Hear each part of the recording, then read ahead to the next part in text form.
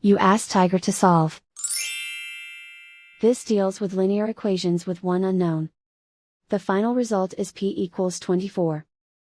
Let's solve it step by step. Group all p terms on the left side of the equation. Subtract 2p from both sides. Group like terms. Simplify the arithmetic. Group like terms. Simplify the arithmetic. Group all constants on the right side of the equation. Add 5 to both sides.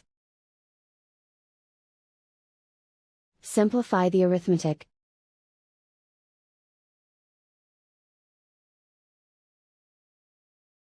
And so the final result is p equals 24.